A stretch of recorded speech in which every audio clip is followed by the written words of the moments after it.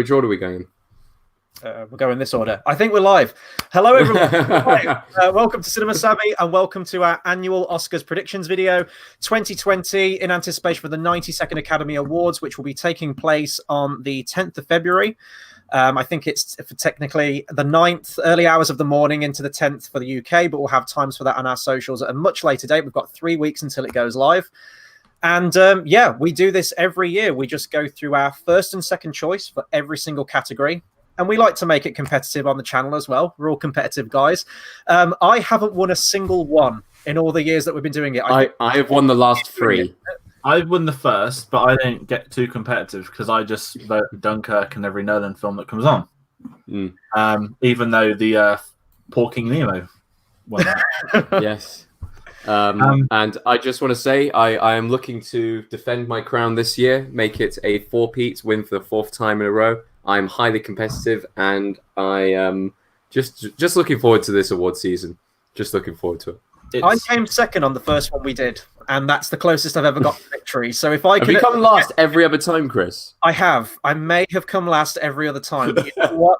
That's fine. I'm going to get second this year, and it'll be totally fine. But yeah, as Tate, what you were just saying, this is probably the most open year in recent memory that I can think of. I would quite happily watch any of these films win Best Picture.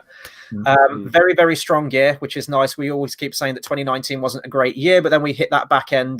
Boom, the Oscar films this year have been incredible.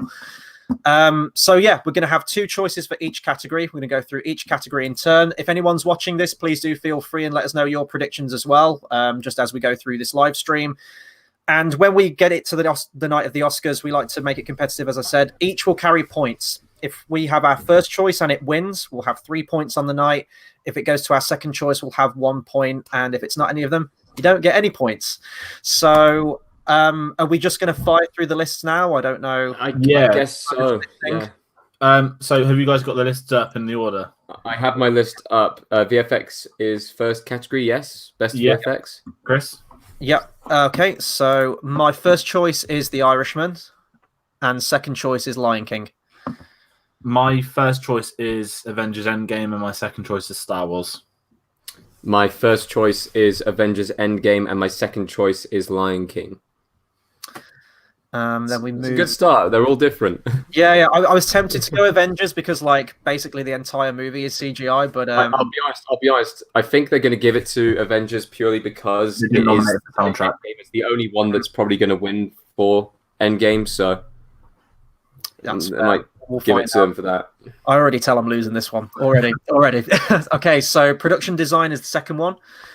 First choice, Once Upon a Time in Hollywood, and number 2 is 1917. First choice, Once Upon a Time. Second choice, 1917. First choice, Once Upon a Time. Second choice, 1917. So that is void. Now, this is the interesting one. Original score. So first choice, I've gone with Joker. I really hope that gets something. And second choice is 1917. I haven't heard that soundtrack yet, but I just think that it might be runner-up, I guess. I've got best score down as Joker, and second choice Star Wars. I've got 1917 as my first choice, and Joker is my second choice. International feature film. I still really want to watch this movie, actually. Number 1, I've got Parasite, and number 2, Pain and Glory. 1 Parasite, 2 Pain and Glory. Okay, I've put exactly the same down as well. This category this year, even though we said like this is a very open year for the Oscars, this category is done. It's won already. Presuming they vote for Parasite and they don't think, it's not going to win, we'll just put a vote for something else. Here's the thing. I was disappointed that 2 films which have been just globally critically acclaimed have not made it onto this list. Portrait of a Lady on Fire is meant to be phenomenal. It's on my list of films to watch, and it's coming up on every single person's top films of the year list. Same with The Farewell. And neither of those 2 films have made it onto this list. When I was looking through people's articles online for what was the biggest snubs, those 2 kept on coming up as 2 of the big ones, the ones which were completely missed. And it's interesting because if those 2 were in this category, I think it would be a lot closer. I think this category, you think Parasite's going to win it, but one of the 2 other films could sneak in because it's getting that acclaim. But this is absolutely one and done. Parasite will absolutely win that. I And think I've got Pain and Glory I second. think out of all the categories, that one definitely has the majority of the snubs in there. There is one for animated film as well, which me and you, Tate, were both really surprised didn't make it in there. That Frozen 2. Yeah, it's Frozen 2. Yeah, I thought Frozen. Whoa! I thought Frozen 2 did make best animated feature. I didn't get nominated. Good times. That's why I said, like, 2019, it wasn't a great year for animated film. I said it's a sad world we live in when I would probably nominate Frozen 2 as my favorite film from 2019 animated. Right, we're going to keep on trucking anyway. So next category is film editing. Number 1, I've got Ford versus Ferrari. Number 2, I've got Jojo Rabbit. I've got Ford v Ferrari as number 1 and Irishman number 2 because it's 3.5 hours long. Think about all those edits. This is editing, right? Yeah, Irishman at number 1 and Once Upon a Time in Hollywood at number 2. So we were discussing this beforehand. George made a really good point about, I think 1917's been nominated for best film editing. It has. If it's done in a way where it all looks like one shot, I know obviously like editing. It's not been nominated.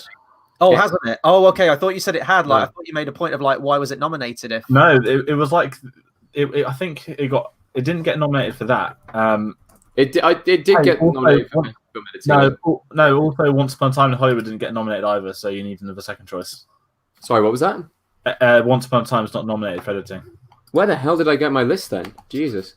I typed them up online. It came up. There was best. It is Parasite, Ford versus Ferrari. Oh, where the fuck's that just gone? Apologies. Joker, Irishman, Ford v Ferrari, The Irishman. So I've got Irishman down as my first one. I'm going to go with Parasite as my second. Right, sound mixing. Oh, sound mixing and sound editing, they just go hand in hand, don't they? So sound mixing, I've got 1917 as number 1, and number 2, I've got Ford versus Ferrari.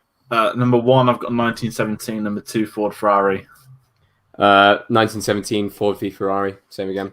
I'm just going to say it's the exact same thing for sound editing. Exactly the same for the other one as well. Yeah. It's war film to always win. Yeah. Chris? Live action short then. This is where it's a stab in the dark for me based on name alone. Number 1, I've got Brotherhood. Number 2, I've got The Neighbour's Window. Window. I've gone with Brotherhood, and then I've gone with Nefta Football Club. Brotherhood and The Neighbour's Window. Wow. Okay, that's weird. We got like we all gravitated towards Brotherhood for some reason. Animated short film. God, sorry. It's got the most Oscar-y name, hasn't it? Yeah. That's why. What are we on now? Animated short film. Number 1, I've got Kit Bull. Number 2, I've got Hair Love. Number 1, I've put Hair Love. Number 2, I've got Kit Bull. Hair Love, then Kit Bull for me. This is weird. This is mad weird because usually we just pick completely different things because we don't know. That's strange this year. Good feelings about that one then. Okay, original song. I've got number 1, Into the Unknown from Frozen 2, and number 2, I've got I'm Gonna Love Me Again from Rocketman. Number 1, I've put the Rocketman song, and number 2, I've put the song from Harriet because I don't know the names. I put Rocketman song I'm Gonna Love Me Again at number 1 and Into the Unknown at number 2. Has anyone else tried to sing Into the Unknown yet? Just me? I've still not seen Frozen 2. Frozen, do you know what? I will come out and defend Frozen 2 here. I preferred it to the first film. I think it's hilarious. The humor they took in the second film was fantastic. I actually enjoyed it. Like, really fun film. I mean, if it was nominated, I'd probably have to. I will watch it one year. I still haven't seen The Good Dinosaur. So. I know. Don't go there. Don't go there. One day, I can't complete Pixar until I've seen it. That's the sad thing. Oh, you got to get that steelbook as well. Right, makeup and hairstyling. Okay, this is a weird one. So I was going to have my second pick as actually my first pick, but then I realized that only one character is in makeup and it's probably a little bit unfair. So first pick is 1917 because you got to think about all those actors and extras and stuff with all the makeup and hairstyle. That must have been mad. And number 2 is Joker. I've put number 1 as Bombshell because of the chin from Nicole Kidman. And number 2 I've put as where the hell is my list just gone? Joker, because Harley Quinn won an Oscar for Best Makeup, right, with Jared Leto, so why wouldn't Joaquin Phoenix? Can you imagine if this one doesn't? Like, just think about that for a second. Just Suicide Squad wins one Imagine if it won more Oscars than Joker. Yeah. I put Joker as my number 1 and 1917 as number 2. As a lot of the soldiers, including myself, had prosthetics put on us and everything like that. It was, cool. Right, documentary short again. Another stab in the dark for me. Nothing against documentaries. I just don't watch a lot of them. So number 1, I've got Life Overtakes Me, and 2, In the Absence. I've got number 1 as Learning to Skateboard, and number 2 is Walk, Run, Cha Cha. I've got Learning to Skateboard in a War Zone at number 1 and Fire in Paradise at number 2. Documentary feature. Number 1, I've got Fosama, and 2, I've got Honeyland. Documentary, I've got number 1, American Factory, number 2, The Edge of Democracy. I'm really sorry, guys. This one is absolutely, it's sold already. Apollo 11 at number 1. It didn't get nominated. Honeyland at number 2. Apollo 11 didn't get Where am I getting this list from? Jesus. Tate, you Seriously? consummate professionalism here. That was the really obvious one that no one actually voted for. That was one of the biggest snubs. That was one of the biggest snubs then. Jesus, that's the only documentary I've heard of this year.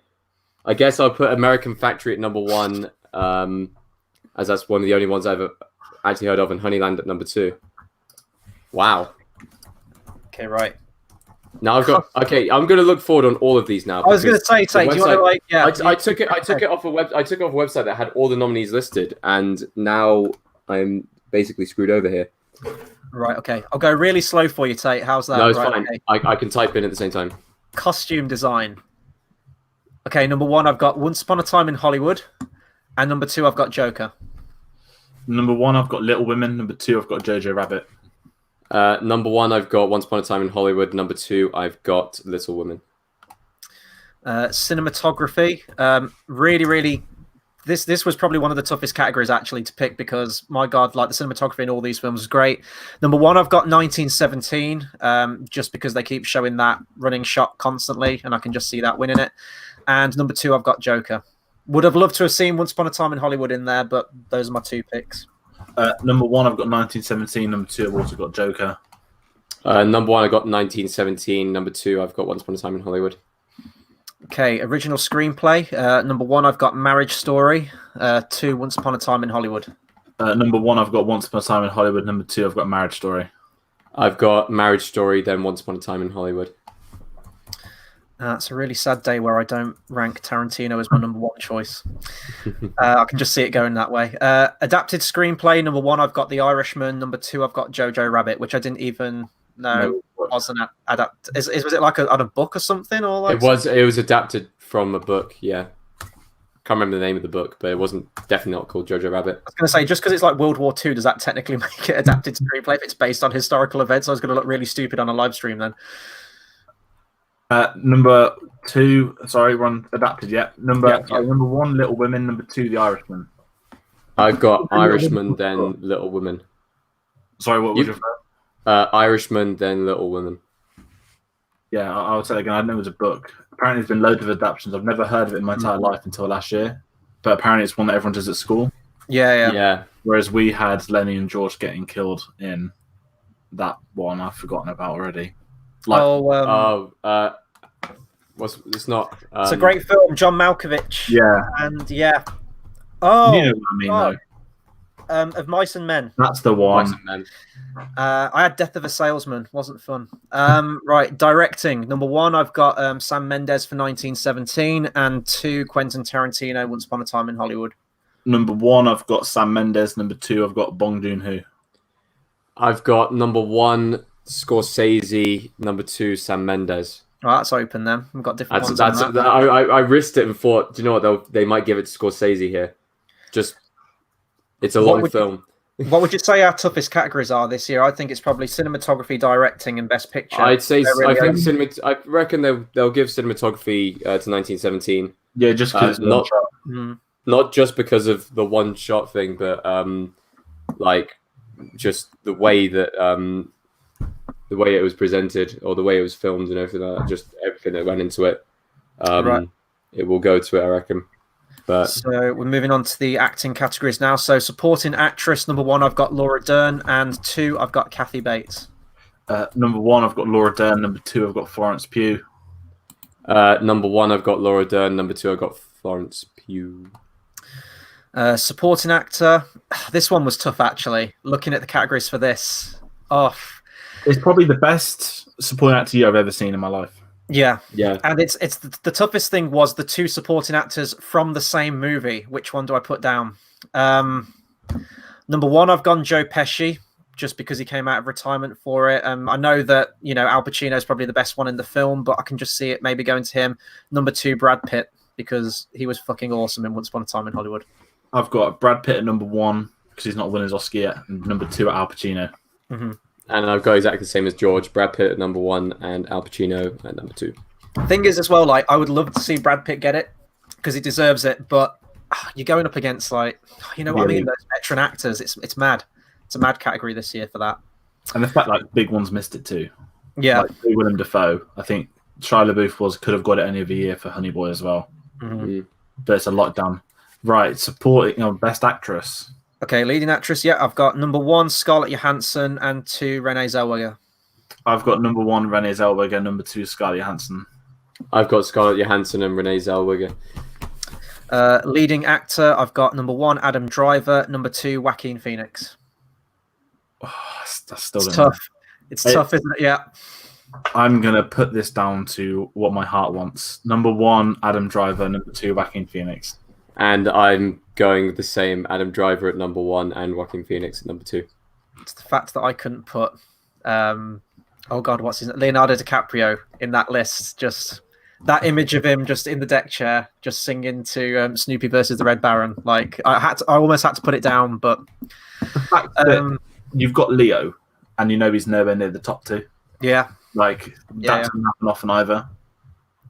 And like Marriage Story is just one of those movies where I know that we're not sure if Renee Zellweger is going to be number 1 or Scarlett Johansson, but that is a movie where you've got your 2 pillars of your performers. Like I can just see it taking that. It's really tough though. Right, animated feature. Number 1, I've got Toy Story 4. Number 2, I Lost My Body. Number 1, I've got Toy Story 4. Number 2, I've got Klaus. Number 1, I've got Toy Story 4, and number 2, I've got The Missing Link. And then we move on to Best Picture, the big one. Yeah. Number 1, I've got Marriage Story, and number 2, I've got Once Upon a Time in Hollywood. Again, I'm torn. I'm torn as well right now. I've got what I've written down, but I don't know whether I'm going to say that. Change it. One's got the hype, one's got Hollywood.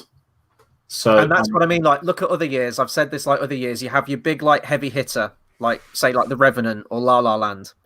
Then you have your little under the radar one that everyone's talking about, but it's under the radar. But that always tends to win out every single time.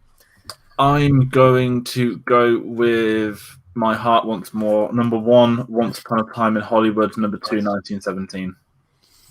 I think this is going to be the year, but I'm not willing to risk putting it as my number 1 spot. So I'm putting 1917 at number 1, and I'm putting Parasite at number 2 to be the first foreign language film to ever win the Best Picture. It will never happen. Not a foreign film, but just not Parasite. This one has the best chance, I would say, ever. When you see the film it's a masterclass in just filmmaking. It's excellent. It really is. We have to remember as well, Roma winning. No. Oh, it didn't win, did it? No, it didn't win. I keep thinking Not it's Black Panther. Green Book won. Yes, of course it Green did. Book. Yeah. That hasn't held up well, has it? Green Book has not held up well as a Best Picture winner. That year and the year with Shape of Water are like the 2 Oscar years that I've just like removed from my mind and like in my own head canon chosen my own film that I think should have won for that year. Yeah. So three Three Billboards won Best Picture that year in my head, and Christopher Nolan won Best Director. Last year, Roma I think won in my head for Best Film. What about the year Moonlight won?